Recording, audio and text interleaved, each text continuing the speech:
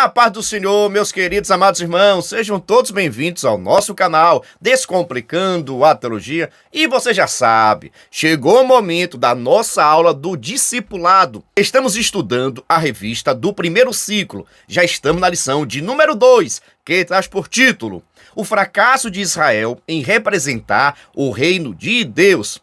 E já pode se preparar, viu? Porque aqui o alimento é forte. Mas preste atenção. Se você é discipulador, professor, eu sempre recomendo que você inicie sua aula realizando alguma dinâmica com seus alunos. Com relação à dinâmica, fica tranquilo. No final desse vídeo, vou realizar a dinâmica com vocês. E essa mesma dinâmica você pode aplicar com a sua turma. Entendido? É só ficar até o final que você já vai assistir também a nossa dinâmica. Mas preste atenção. Se quiser também, você pode iniciar fazendo algumas perguntas. Esse ato de iniciar sua aula fazendo perguntas serve como avaliação diagnóstica. É quando você vai perceber, verificar o grau de entendimento, de conhecimento que tem seus alunos com relação à temática que será estudado. Aqui, por gentileza, pegue caneta e caderno para você fazer suas anotações, viu? Aqui você pode perguntar: quem é Israel? Qual a importância de Israel para o povo de Deus? Pergunte a seus alunos também: quem escreveu a Bíblia Sagrada? E questione também: o que tem a ver Deus com Israel e Israel com Deus? Qual a importância de Israel para o povo de Deus? Por que eu faço esse questionamento? Assim, você vai verificar se seus alunos novos decididos, observe, são novos decididos. Eles não têm ainda o conhecimento aprimorado, não têm, mas cabe a você já saber e identificar qual o conhecimento que ele tem, para ver se está certo ou está errado. Por isso, inicie fazendo perguntas, mas outra coisa, não responda não. As perguntas são direcionadas para os seus alunos. Ah, pastor, mas se a turma não sabe? Pastor, se a turma é nova decidido? Calma, aqui é uma avaliação diagnóstica para saber se sabe ou se não sabe. Se ninguém participar, se ninguém responder, fica tranquilo. Até porque essas perguntas serão respondidas no decorrer da sua aula, tá bom? Segue a nossa dica. Agora, após a realização da dinâmica e dessas perguntas e respostas, você também pode apresentar o título de acordo com seus conhecimentos. Por exemplo, o fracasso de Israel em representar o reino de Deus. Destaco que o maior fracasso de Israel foi ter desobedecido ao Senhor. Foi ter deixado de observar a palavra de Deus. E qualquer pessoa, em qualquer época, não pode deixar de observar a palavra, meditar na palavra e obedecer a palavra de Deus. Pois precisamos ser praticantes da palavra. Por que Israel fracassou, pastor? Porque desobedeceu ao Senhor, deixou de cumprir a palavra. Daí, eu, enquanto cristão, já vou aprender, viu? Eu preciso obedecer a palavra de Deus. Mas te pergunto, e pergunte à sua turma, é fácil obedecer ou é difícil? É mais fácil obedecer ou é mais fácil desobedecer? Questione os seus alunos e deixe a sua turma participar. Vamos fazer uma aula movimentada, viu? Eu quero ver essa aula do discipulado aí movimentado, as pessoas participando, perguntando, falando. E eu quero a sua participação também nesse vídeo. Por isso, já deixa aqui nos comentários. Agora vamos para os objetivos desta lição. Presta atenção. Se você é professor, é necessário observar os objetivos da lição. Sabe por quê? Aqui que vai direcionar o seu trabalho. Objetivo é aquilo que seus alunos, observa, não é você, são seus alunos vão alcançar após você ministrar a sua aula. A metodologia é sua, o ensino é seu, mas são seus alunos que vão alcançar os objetivos propostos por essa lição. Mas para isso precisa da aula dinâmica e participativa. Veja só o primeiro objetivo: explicar o porquê do dilúvio e de Deus ter espalhado os construtores da Torre de Babel, bem como a razão de ter chamado Abraão. Segundo objetivo, refletir acerca da escolha divina por Jacó, da proteção de Deus no caso das parteiras, durante os 430 anos de permanência no Egito e também das 4 décadas de peregrinação pelo deserto. Terceiro objetivo, dissertar panoramicamente acerca do longo tempo do governo de Israel sobre os juízes, cerca de 300 a 400 anos, durante os reinos unido e dividido, cerca de 200 anos, e finalmente, no cativeiro, cerca de 70 anos. Já vou chamar sua atenção, viu? Observe o seguinte, nesta lição tem muitos pontos históricos. Isso mesmo, aqui é quando você vai passar praticamente na história bíblica do Velho Testamento. Por isso, já peço, tenha conhecimento, tenha calma. Você vai estar abordando a história da Bíblia Sagrada, a história do povo de Israel em diversas épocas e precisa ter sabedoria para não criar nenhuma dúvida aos seus alunos.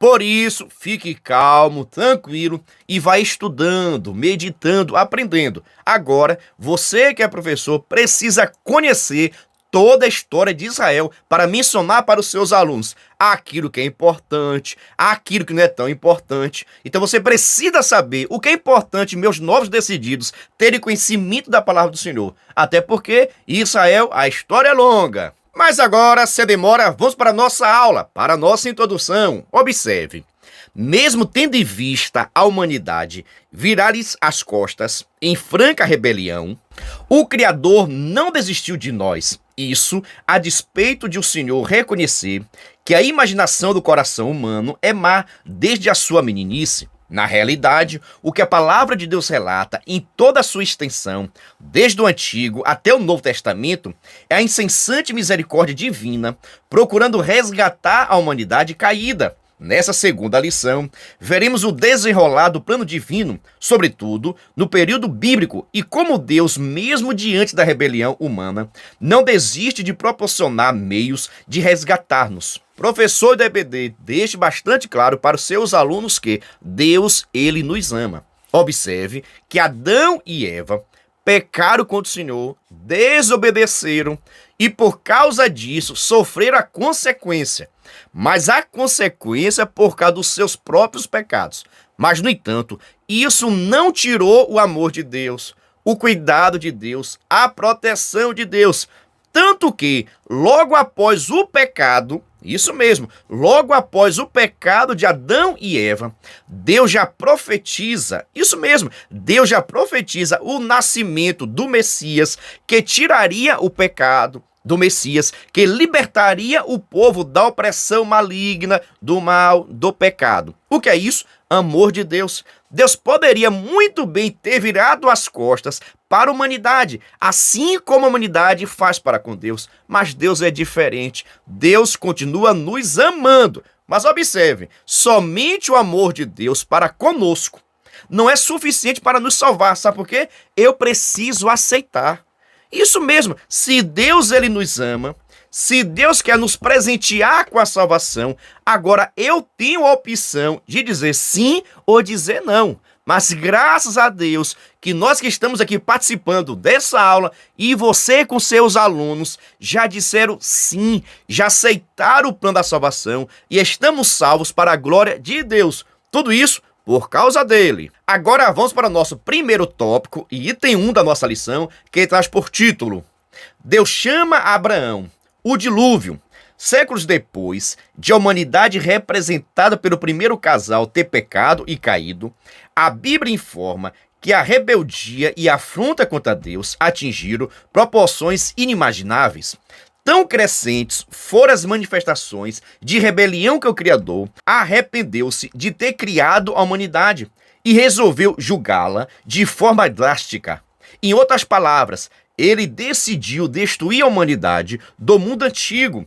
Mesmo assim, conforme já foi dito na introdução, o Criador não desistiu da raça humana, pois, a despeito de todo o pecado do mundo de então, ele encontrou em Noé alguém que eu temia, isto é, respeitava, sendo a pessoa justa e reta, que procurava ter intimidade com o Criador.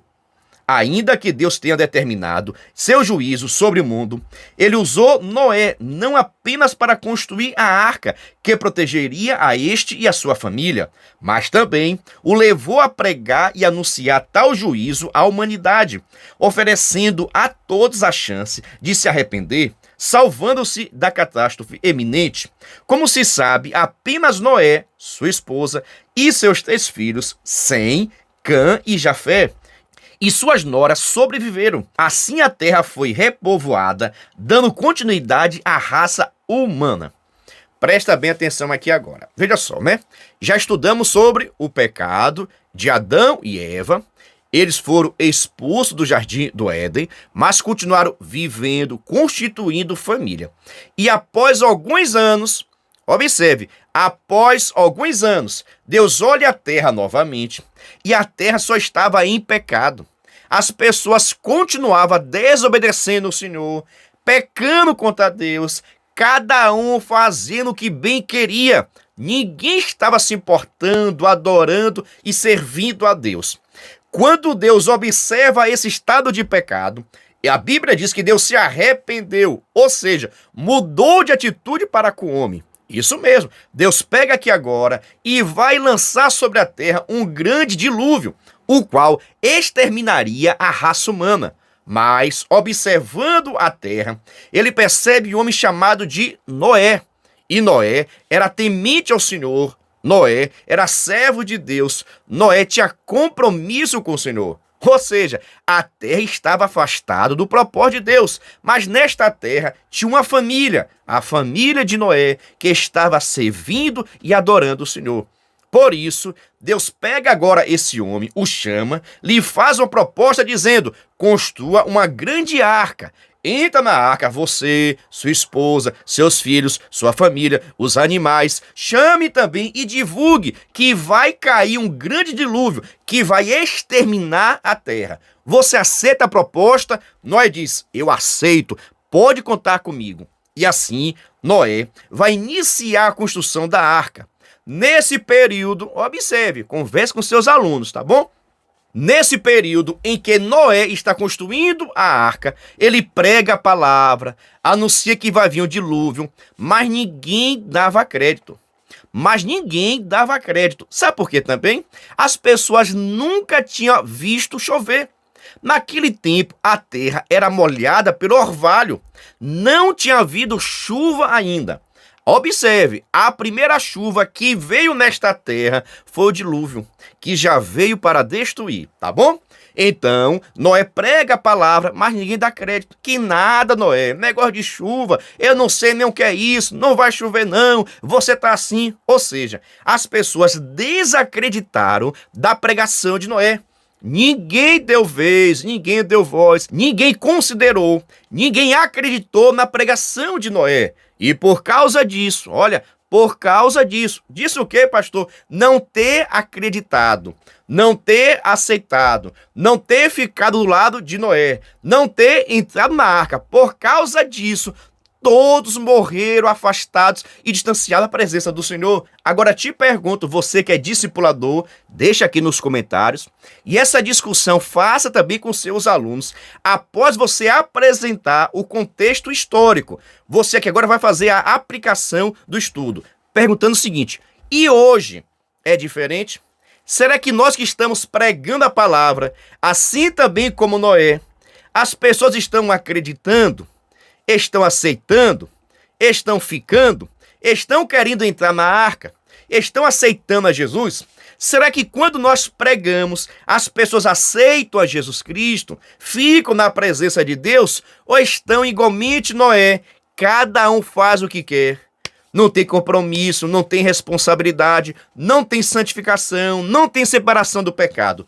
Como é que está a humanidade hoje? Faça o questionamento para os seus alunos e deixe a sua turma participar. Nada de ficar adiantando resposta. É momento de deixar seus alunos participarem da sua aula. Aí logo após seus alunos afirmarem que está da mesma forma, que o povo não quer ouvir a voz de Deus. E agora você questiona novamente. Veja só, no tempo de Noé, o que foi que aconteceu com essas pessoas que desobedeceram, que não acreditaram na palavra de Deus? Foram salvas? Não, pastor, todo mundo pereceu. Só foi salvo Noé, porque obedeceu a palavra do Senhor e entrou na arca. Aí você aplica novamente. Assim também será na volta de Cristo Jesus. Assim como fora nos dias de Noé, será também na volta do Filho do Homem. Ou seja, só vai entrar nas mansões celestiais aqueles que obedecerem, que estarem na presença do Senhor, que aceitaram a pregação. Agora, meu irmão, quem não aceitou a pregação, quem não quer servir a Deus, vai sofrer as consequências da sua decisão. Mas não é porque Deus não ama, é porque a pessoa não quer entrar na arca. Eita glória! Te pergunto, professor, está dando para você entender? Essa mesma discussão. É interessante você levantar algumas discussões com seus alunos. O que foi que eu fiz aqui nesse primeiro tópico? Eu contei o contexto histórico de Noé, após fiz a primeira aplicação com relação à geração daquela época e em seguida a segunda aplicação com relação às consequências das escolhas. Você escolhe o que você quiser, mas depois virá também as consequências. Faça a mesma coisa que vai deixá-lo mais dinâmica e participativa. Mas dando seguimento, vamos para o nosso primeiro tópico e segundo item, que traz por título A Torre de Babel. Não é possível saber quantos séculos se passaram para que a Terra fosse repovoada. O fato é que a humanidade desenvolveu apenas uma língua e a comunicação se fazia sem limites. Isso, porém, longe de criar um mundo melhor, fez com que a humanidade intentasse recriar o paraíso. Através da ostentação, o próprio Criador percebeu que a maldade que havia no coração da humanidade não levaria aquele projeto de construção de uma torre a bom termo. Sua construção serviria para distanciar a humanidade ainda mais de si e do Senhor Deus. Por isso, o Criador, novamente por amor e compaixão, fez com que surgisse a diversidade de línguas, levando-os a espalharem por toda a terra. Discipuladores, observe o seguinte: sempre é interessante, após a leitura, você trazer o contexto histórico e só após a aplicação, tá bom? Aqui, por exemplo, veja só, Adão e Eva pecaram contra o Senhor, foram expulsos do jardim do Éden. A geração de Noé pecaram contra o Senhor e por causa disso veio o dilúvio. Logo após o dilúvio, nós não sabemos aproximadamente quantos anos depois, mas no entanto, sabemos que toda a raça humana, todo ser humano falava uma única língua. Muitas pessoas perguntam até hoje, pastor, qual a língua que as pessoas falavam? Era o português, o inglês, o espanhol, o hebraico, o latim? Nós não sabemos qual era a linguagem, a língua que era falada naquele tempo. Pelo amor de Deus, nós não sabemos. Os hebreus vão dizer que era o hebraico, mas isso não pode ser confirmado, tá ok? E também perceba, não é importante esse ponto. A questão é que todos falavam a mesma língua. E depois do dilúvio, começou a surgir homens querendo dominar a área, ser a liderança, seu chefe. E tiveram a ideia, para fugir de um segundo dilúvio, construir uma grande torre. Essa torre, eles pensavam que poderiam chegar até o céu, até a Deus. E começou a se construir uma grande torre para fugir, para fugir do dilúvio que foi criado por Deus. Ou seja, estavam novamente desobedecendo o projeto de Deus.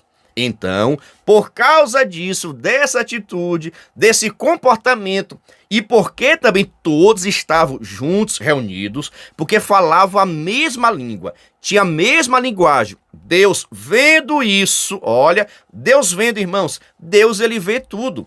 E na hora certa, ele vai entrar com providência. Está vendo, professor? Aqui agora já é a aplicação, tá vendo? Deus, ele vê tudo e no tempo certo, na hora certa, Deus vai entrar com a providência. O que foi que Deus fez? Já que todos falavam a mesma língua e por causa disso, estava ajudando um e o outro a construir uma grande torre para desobedecer o projeto de Deus, o que foi que Deus fez? Confundiu a língua. O que é confundir a língua, pastor? Naquele momento ali, vários idiomas foram criados por Deus. Isso mesmo. Vamos dizer o seguinte, todos falavam hebraico. Vamos dizer, tá bom? Todos falavam hebraico. Mas por causa da construção dessa torre, Deus mistura todo mundo e começaram a falar agora português, o inglês, o espanhol, o latim, o aramaico, não sei qual foram as linguagens criadas naquele momento, mas começou a surgir também várias línguas e ninguém entendia nada. O pedreiro falava, pega o cimento, ele, que cimento? Pega areia. Que areia! Ninguém entendia nada. Por causa disso, por causa dessa confusão na língua, o que foi que aconteceu?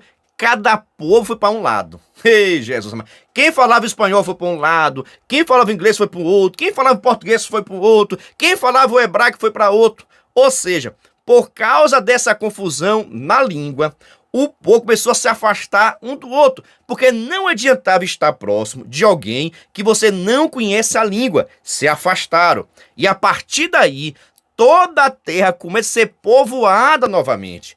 Percebe o projeto de Deus? O projeto de Deus é maior do que aquilo que você pensa. Muitos poderiam pensar o seguinte, Deus está castigando, maltratando o povo. E na verdade ali é para que toda a terra pudesse ser povoada.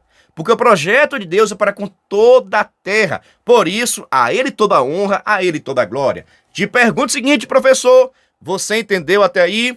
Está em dúvida? Já sabe, qualquer dúvida, deixa aqui nos comentários. Mas é interessante fazer o seguinte, faça uma pequena leitura, depois conte o contexto histórico e depois faça a aplicação do conteúdo. Assim seus alunos vão estar aprendendo. E deixa sempre espaço para que eles possam perguntar e tirar as dúvidas. Mas para isso você precisa ter conhecimento. Mas dando seguimento, vamos para o nosso primeiro tópico e terceiro item, que traz por título a chamada de Abraão. O texto bíblico informa que da família do filho primogênito de Noé, Sem, nasceu Abrão, habitante de Ur dos Caldeus, na Mesopotâmia. Abrão saiu com destino a Canaã e, sem conhecer a Deus, foi chamado pelo Criador para peregrinar por fé definitivamente a uma terra desconhecida que posteriormente prometeu o Senhor seria dada aos descendentes do patriarca. Na verdade, a primeira grande promessa que o Criador fez a Abrão foi justamente a de fazer dele uma grande nação, embora pouco se reflita acerca de por que Deus ter feito essa promessa ao patriarca. É importante observar que ele tinha o propósito de que a partir da família de Abrão se formasse uma nação que seria fonte de bênção para o mundo todo e não apenas para si mesmo. O texto diz que Abrão seria uma bênção para que nele, isto é, em sua atitude de crer, fossem benditas todas as famílias da terra. Talvez pelo fato de o próprio Abrão, que significa pai exaltado, não ter entendido é que Deus mudou o seu nome para Abraão, que pode ser traduzido para pai de uma multidão.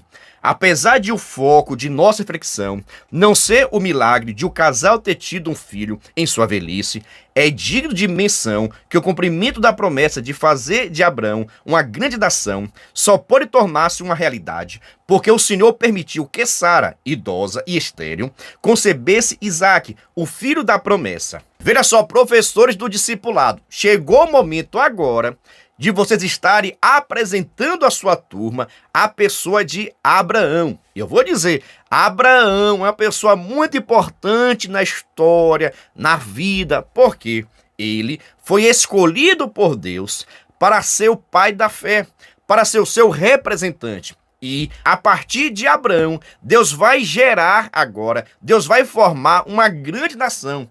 E essa nação deveria ter o compromisso, a responsabilidade de obedecer a Deus. Então, é momento de apresentar à sua turma quem foi Abraão, tá bom? Observe o seguinte, Abraão vivia em Ur dos Caldeus, uma cidade, irmãos, desviada do propósito de Deus. Isso mesmo, Abraão convivia, morava em uma cidade pecaminosa, distante do propósito de Deus. Mas, no entanto, Deus olha a terra e vê Abrão, e lhe chama, lhe faz uma promessa, para que ele pudesse sair da sua terra, da sua parentela, e fosse para uma terra que ele ainda ia mostrar.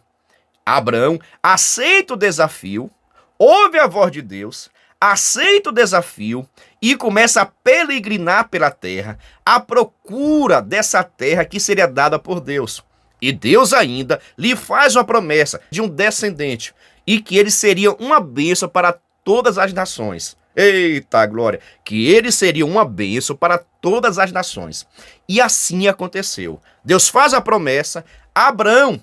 Abrão era casado com Sarai, ou Sara, tá bom? Abrão era casado com Sarai, sua esposa, mas, no entanto, ela não poderia ter filhos. Agora preste atenção. Deus faz a promessa a Abrão que ele seria pai de uma grande multidão. A sua esposa não poderia ter filhos, mas, no entanto, quem fez a promessa foi Deus. E quando Deus promete, ele cumpre com a sua promessa, desde que a pessoa fique na direção de Deus. Porque se Deus faz a promessa e a pessoa não anda segundo o padrão bíblico, segundo a vontade do Senhor, a promessa de Deus pode não se cumprir na vida da pessoa. Não porque Deus não quer cumprir, mas porque a pessoa saiu da direção de Deus. Então, Deus lhe faz a promessa de ser pai de uma grande nação. E, depois de aproximadamente 25 anos, observe, Abraão já estava com 100 anos de idade. A sua esposa já estava com aproximadamente 90 anos de idade. Era algo impossível de acontecer. Primeiro, Sara era estéril, não poderia gerar. Mas adoramos um Deus que abre a madre.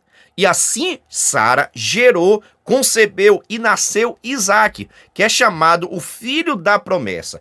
Porque Deus fez a promessa a Abraão e cumpriu com a promessa quando ele tinha 100 anos, mas ele esperou 25 anos, orando, buscando, vigiando, esperando em Deus a promessa. Porque quando Deus promete, Deus ele cumpre.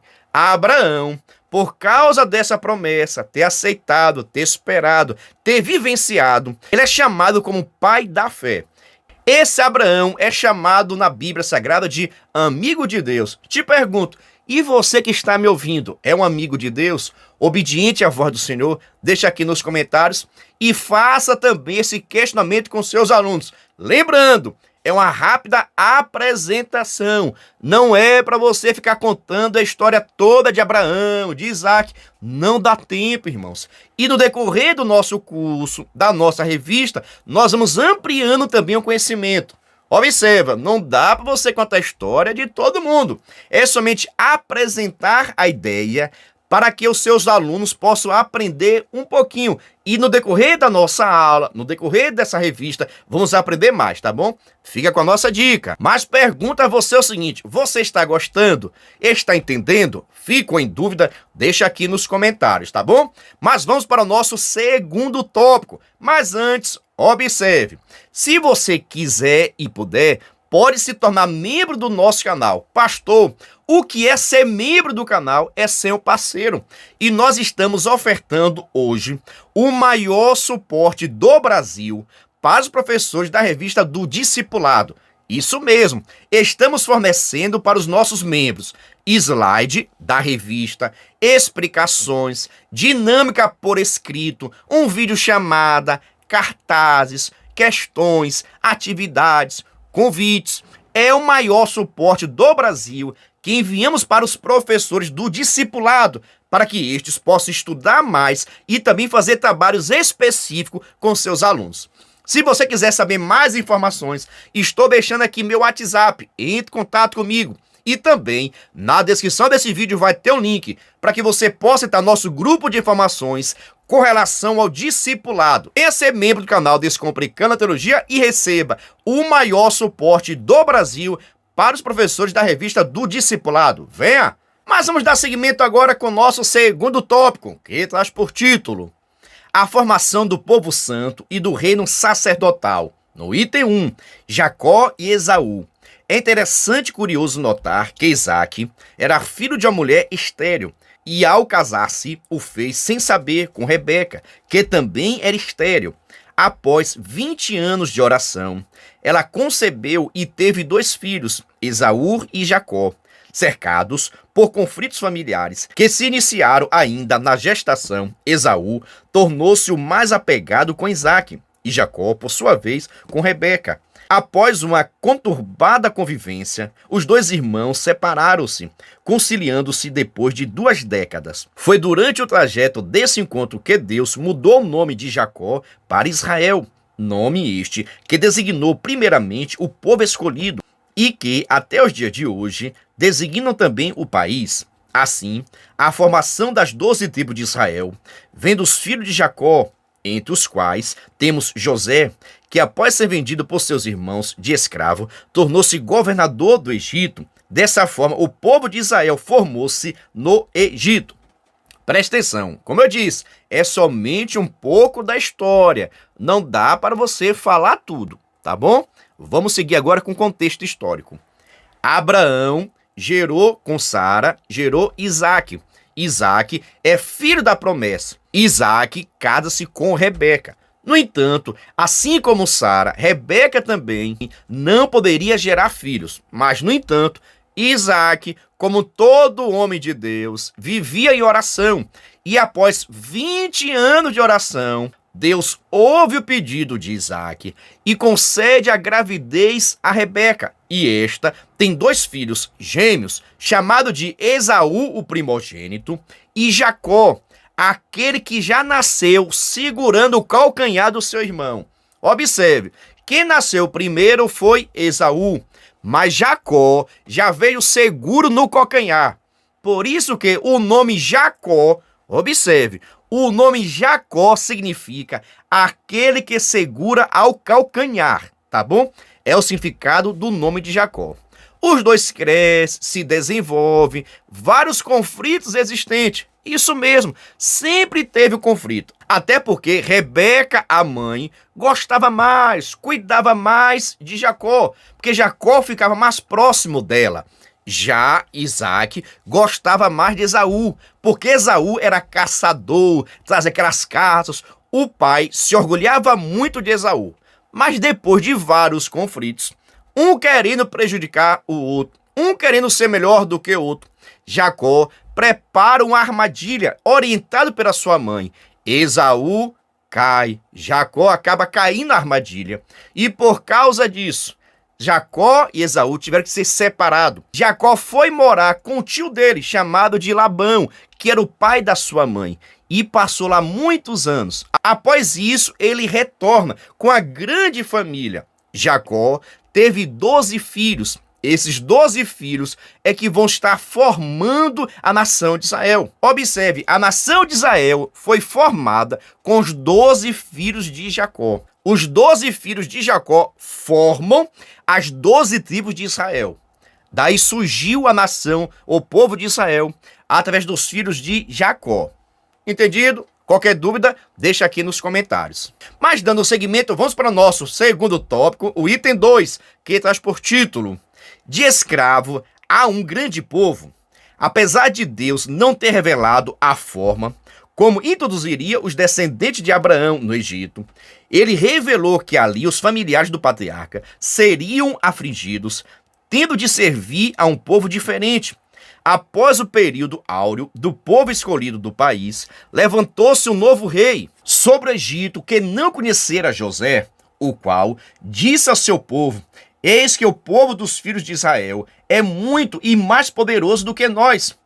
Com essa observação, o faraó intentava promover um genocídio eliminando todos os bebês israelitas, chamados de hebreus, do sexo masculino, ao mesmo tempo em que oprimia os descendentes de Abraão. O pequeno clã tornara-se numeroso e, mesmo subjugados à condição de escravo, multiplicaram-se tanto que no Egito não podia mais segurá-los. Tal, porém, não ocorreu de forma tão rápida como se pode pensar. Desde a ordem de Faraó para que se eliminasse os meninos hebreus até a libertação do povo de Israel, passaram-se 8 décadas. Os hebreus tornaram-se um grande povo. E sob a liderança de Moisés, após o terrível juízo das 10 pragas, deixaram o Egito em direção à terra que Deus prometera a Abraão. Observe, um dos filhos de Jacó é José. José foi vendido como escravo para o Egito. Mas quando chegou lá, Deus abençoou a vida de José, que José tornou-se governador do Egito. Amém? Após isso, toda a família de Jacó foi morar no Egito, porque quem governava o Egito era José, o filho de Jacó.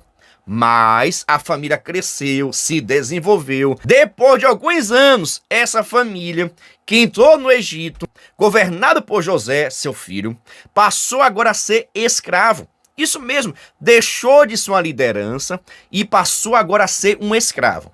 Mas com o passar do tempo, Deus já tinha feito a promessa que libertaria o povo, que o povo passaria no Egito 400 anos, 430 anos como escravo no Egito. E assim aconteceu. Mas, após tudo isso, após seus 400 anos, Deus vai levantar agora um homem chamado de Moisés para libertar o povo da escravidão. E você já sabe dessa história. Após 10 pragas no Egito, o povo de Israel, que chegou no Egito 400 anos antes, mas que foi escravizado após alguns anos, agora foram libertos do Egito pela mão de Deus, usando Moisés, o seu servo. E assim a nação de Israel, o povo de Israel, começa agora a peregrinar no deserto, até a terra prometida pelo nosso Deus, a quem? A Abraão. Você está vendo como uma história está conectada à outra? Nós estamos falando de Moisés, mas é Moisés que liberta o povo do Egito, caminha no deserto até a terra prometida por Deus a Abraão. Tudo isso, irmãos, é cuidado de Deus. Aquilo que Deus promete, Deus ele cumpre.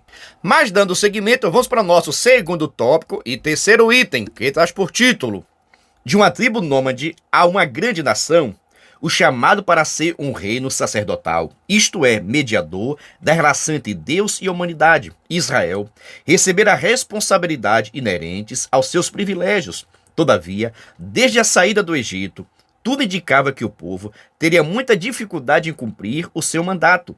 Mesmo assim, visando formá-los, Deus promulgou leis e estatutos para educar e garantir que o processo de libertação iniciado no Egito fosse completo.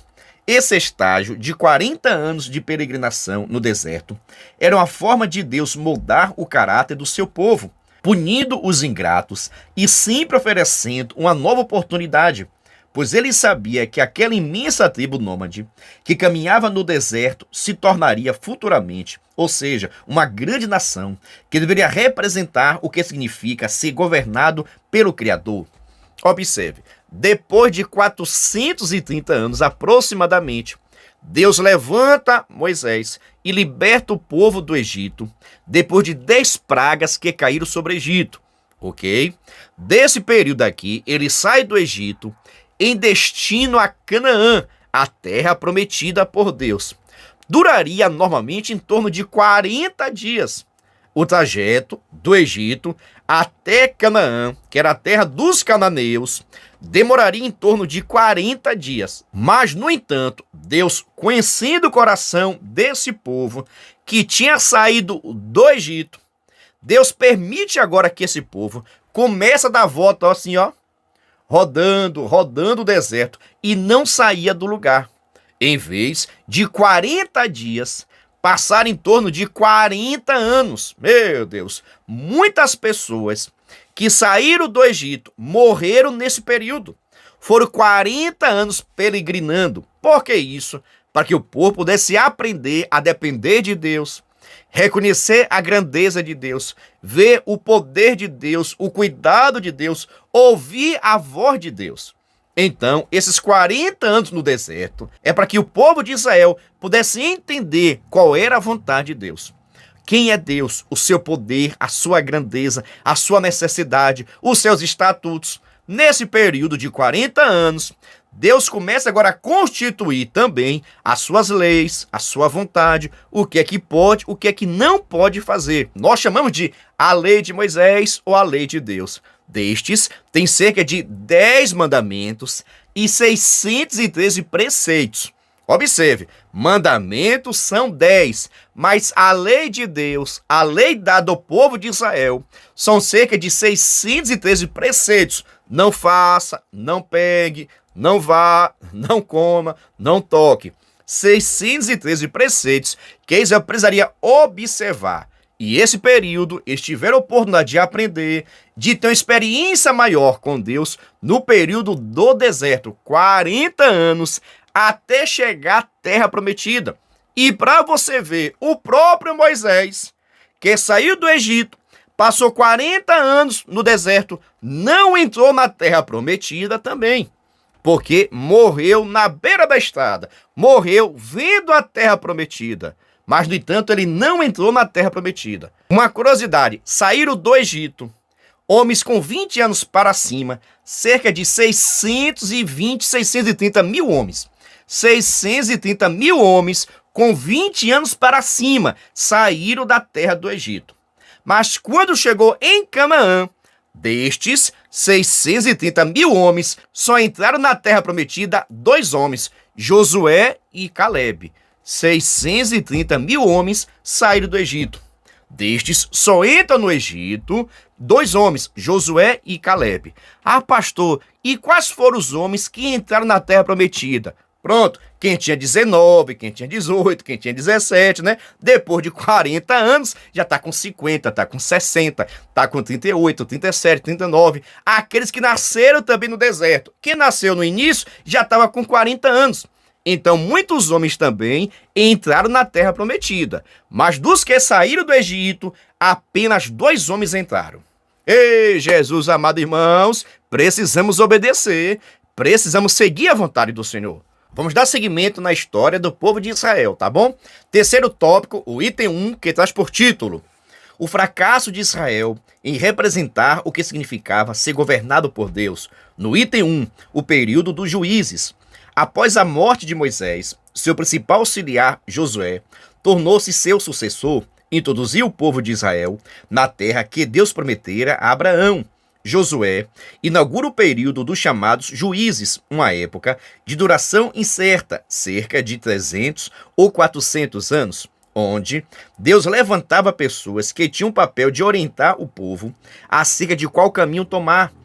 Lamentavelmente, após a morte de Josué, levantou-se uma nova geração do povo que fora chamado para ser santo, ou seja, separado exclusivamente para Deus, figurando como modelo para os outros povos. Tal geração, informa-nos o livro de Juízes, não conhecia o Senhor, nem tampouco a obra que fizera em Israel, conforme se pode verificar o livro de Juízes. Sobretudo na abertura de cada capítulo, o povo seguiu cambaleante, em vez de aceitar o método de governo escolhido por Deus, preferiu tornar-se como as outras nações, pois, como sugere o último versículo do referido livro, naqueles dias não havia rei em Israel, porém, cada um fazia o que parecia bem ou reto aos seus olhos. Para o povo escolhido, a solução estava em ter um rei. Nesse contexto, nasceu Samuel, que praticamente exerceu os ofícios de juízes, profeta e sacerdote em Israel.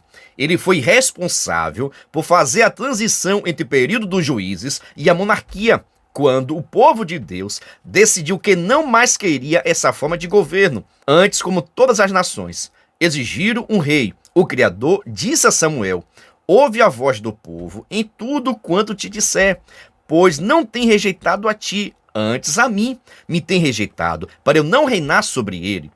Em sua misericórdia, o Criador ainda advertiu os filhos de Israel, através de Samuel, oferecendo um prognóstico, o que seria a realidade do povo durante a monarquia. Entretanto, mesmo assim, os descendentes de Abraão, que deveriam ser diferentes e demonstrar o que significa ser governado diretamente por Deus, preferiram ser como as demais nações. Agora veja só, chegou o momento de contar a história após o povo chegar em Canaã, que era a terra prometida por Deus.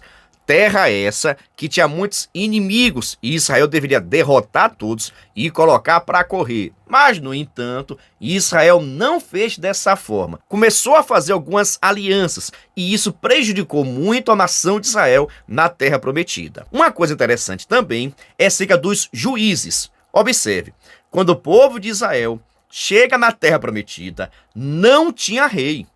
Quem estava direcionando o povo era uma liderança, que no caso, após a morte de Moisés, quem ficou em seu lugar foi Josué, como a liderança, como juiz do povo de Israel. Não era rei, não tinha o título de rei, não tinha o ofício de rei, era liderança, porque o rei de Israel não era Josué, o rei de Israel era o próprio Deus. Era Deus que ia direcionar o que fazer e como fazer. Mas com o passar do tempo, o povo começou a se afastar de Deus, perder a direção do Senhor. E muitas das vezes ficou sem nenhuma liderança, nenhum juízes. E quando o povo não tinha nenhum juiz, o povo saía da direção de Deus, pecava e pecava. O que Deus fazia? Levantava um juiz para defender a nação de Israel e trazer um livramento. Mas, ao invés de Israel se converter ao Senhor, buscar a Deus, voltava novamente para a prática do pecado. E eu já vou falar, Deus não aprova, não aceita o pecado de ninguém. Seja você quem for, seja a autoridade que for, Deus não se agrada, não permite o pecado de ninguém. E com o passar dos anos, em torno de 300 a 400 anos, o povo começa agora a pedir um rei. Nós queremos um rei. Toda nação tem um rei, só nós que não temos. Começaram a apertar o juízo do juiz, sacerdote e profeta, chamado de Samuel. Nós queremos um rei. Toda nação tem um rei, só a gente que não tem. Após isso, Samuel vai consultar o Senhor e Deus diz, já que eles querem um rei, vão ter um rei. E Deus levanta agora a monarquia em Israel, onde o homem seria rei de Israel, não seria mais juiz, mas sim rei de Israel, que vamos estudar daqui a pouquinho. Pergunta o seguinte, está gostando, está entendendo? Eu lhe falei, essa revista daqui, você vai passar por toda a história de Israel.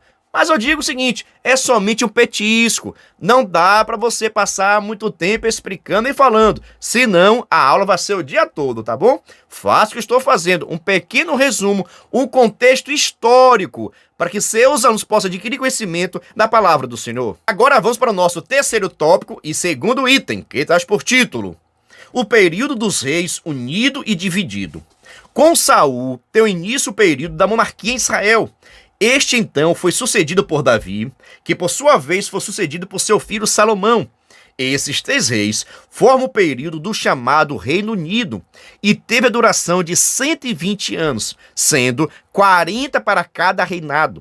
Depois de Salomão, Israel dividiu-se em 2 reinos, o sul, chamado de Judá, com 2 tribos, e do norte, chamado de Israel, com as outras 10 tribos. Observe, depois dos juízes, o último juiz foi Samuel. Até aí ok. Após Samuel, Deus pega Samuel e manda ungir um novo rei, que no caso foi Saul. Saul vai reinar em Israel por 40 anos. Após Davi, que reinou também por 40 anos. Após Salomão, que reinou por 40 anos. Então o reinado da monarquia de Israel, onde todas as 12 tribos, lembra daqueles 12 filhos de Jacó? Formaram aqui agora as 12 tribos de Israel.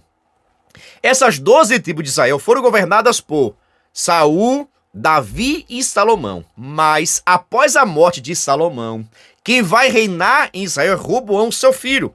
Mas ele acaba não atendendo à necessidade do povo e acontece uma ruptura, uma divisão. Isso mesmo, das 12 tribos de Israel, 2 tribos, Judá e Benjamim, vão ficar com Roboão, filho de Salomão, neto de Davi. As outras 10 tribos escolhem como rei Jeroboão, tá bom? Roboão, filho de Salomão, vai reinar sobre 2 tribos. As outras 10 tribos vão ser governadas, direcionadas pelo rei Jeroboão. E observe que essas 10 tribos que ficaram com Jeroboão saíram totalmente da direção de Deus. Saíram do propósito do Senhor. Sabe por quê? Deus não gosta de divisão do seu povo. No projeto de Deus não havia essa divisão. Essa divisão foi ocasionada por causa do pecado, da desobediência. E essas 10 tribos saíram do propósito de Deus e sofreram grandes consequências por causa do pecado. Observe, você pode fazer o que quiser com a sua vida, mas cuidado com as consequências. É melhor obedecer do que sacrificar. Já as outras duas tribos, que são chamados também Reino do Sul ou Reino de Judá, durante um grande período ficou fiel a Deus. Em outros períodos também saíram da direção de Deus. Mas observe, normalmente as 10 tribos se distanciaram totalmente da presença de Deus. As outras duas tribos, especialmente a tribo de Judá, em muito período se converteram ao Senhor e buscaram a Deus. Te pergunto, é fácil sair da direção de Deus? Vale a pena deixar de obedecer a voz do Senhor? Irmãos, é melhor obedecer do que sacrificar. Dando seguimento, vamos para o nosso terceiro tópico e terceiro item, que traz por título: Israel perde a soberania e volta a ser escravo. Por estar dividido, Israel enfraqueceu-se. Em 722 a.C., a Síria pôs um fim ao Reino do Norte. Em 581 a.C., depois de 3 etapas de cativeiro, foi a vez do Reino do Sul ser definitivamente aniquilado pela Babilônia.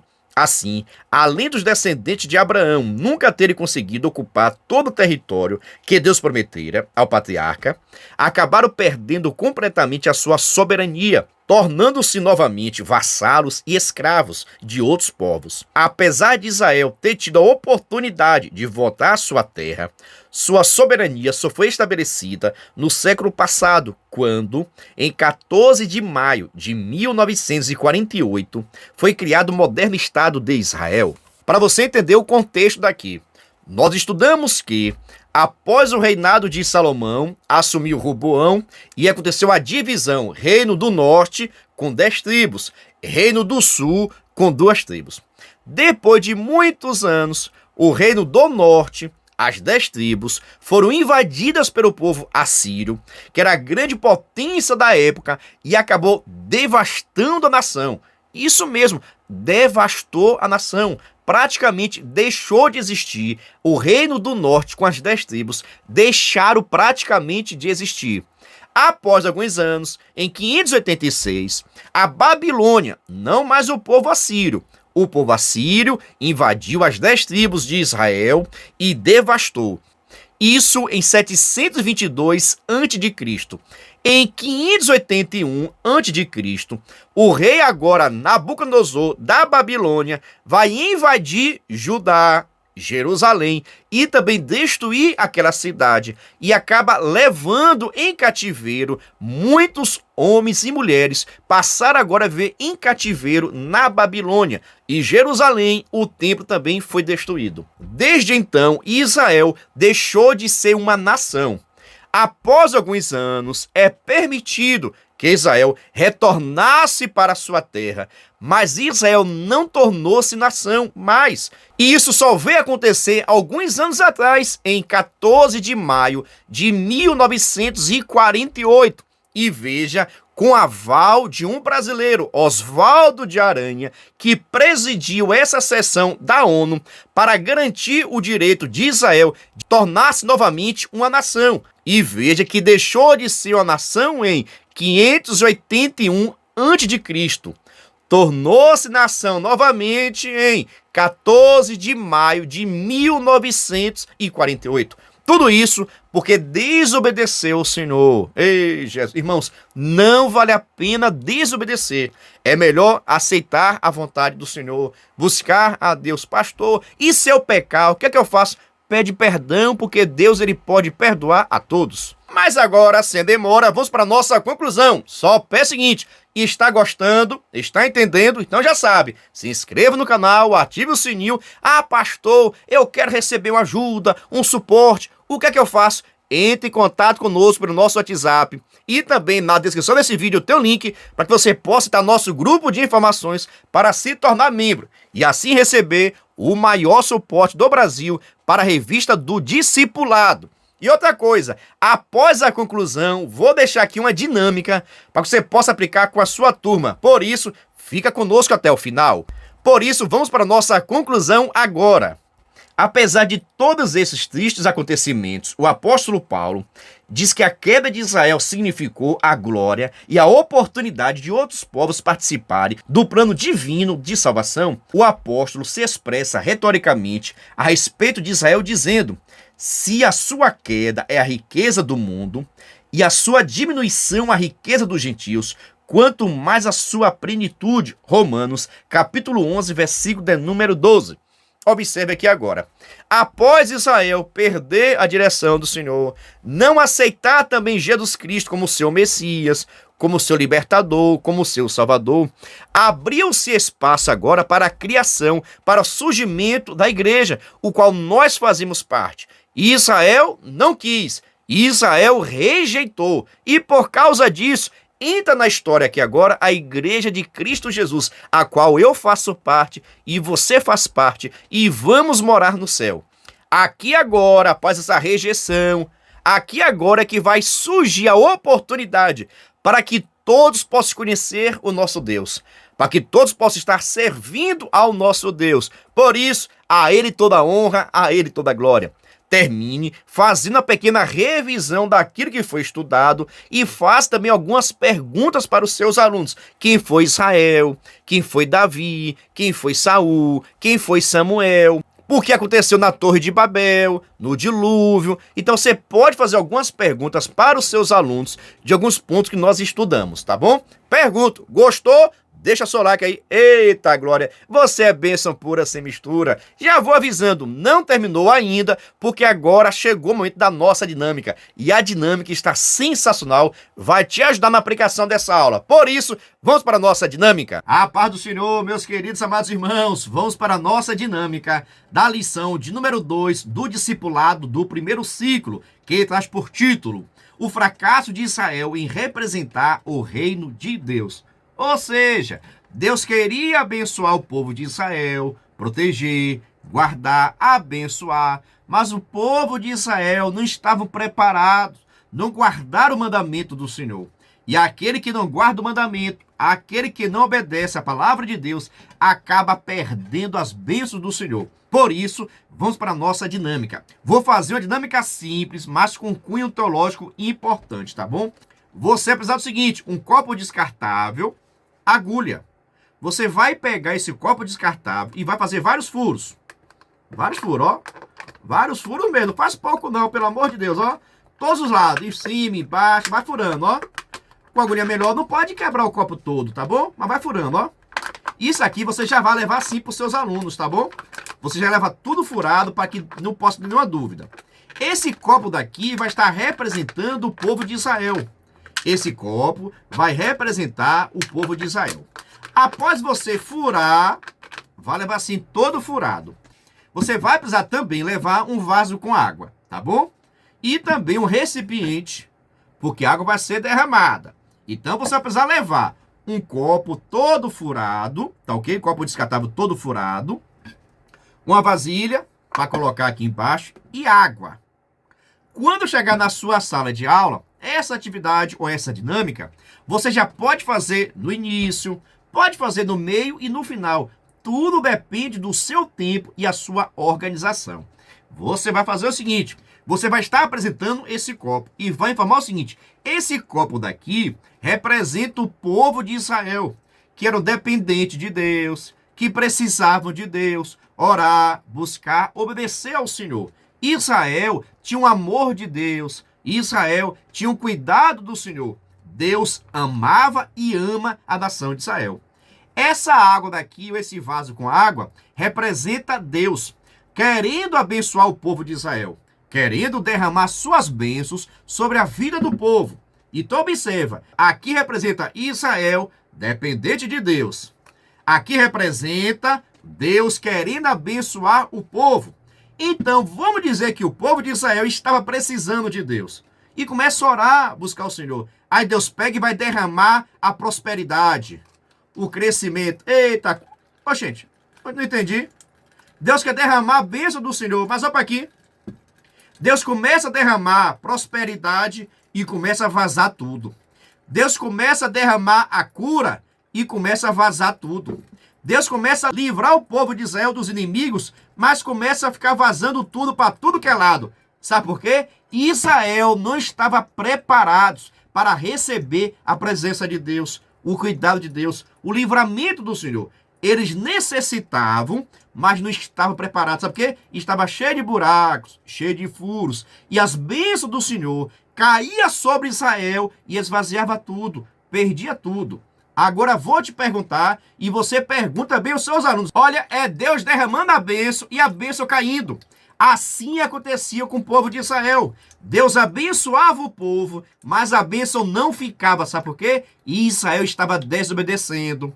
Israel estava pecando.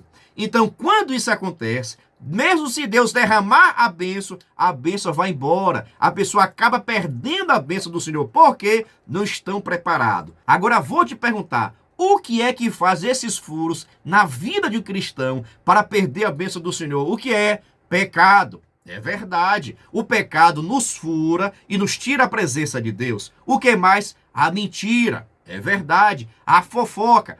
Tudo isso vai criando em nós furos e nós perdemos a bênção do Senhor. E mesmo que Deus queira derramar sua bênção, tudo vai embora, vai esvaziando, vai esvaziando. E aí, meu irmão, quando pensar que não tem bênção nenhuma, não tem livramento nenhuma, não é porque Deus não quer, Deus abençoa, mas vai tudo embora. Ei, Jesus amado, que Deus tenha misericórdia das nossas vidas. Faça essa atividade, faça essa dinâmica para mostrar. Deus queria abençoar o povo de Israel. Deus derramava a bênção, mas por causa do pecado, da desobediência, da idolatria, meu Deus, Israel perdia a bênção do Senhor, jogava a bênção toda. E que eu possa tomar cuidado, que você possa tomar cuidado, que possamos tomar cuidado para que nada venha furar o nosso coração, furar nossa mente, furar e assim esvaziarmos da presença do Senhor. Nada nem ninguém. Por isso, vigia em nome de Jesus. Quero saber o seguinte: você gostou? Você vai fazer? Vai modificar? Fica à vontade. Aqui é tão somente uma ideia que você possa aplicar na sua turma. Mas se gostou, já sabe. Se inscreva no canal, ative o sininho, vem participar da nossa família. Deus te abençoe cada vez mais em nome de Jesus. Eita glória! A paz do Senhor, até a próxima aula, crente!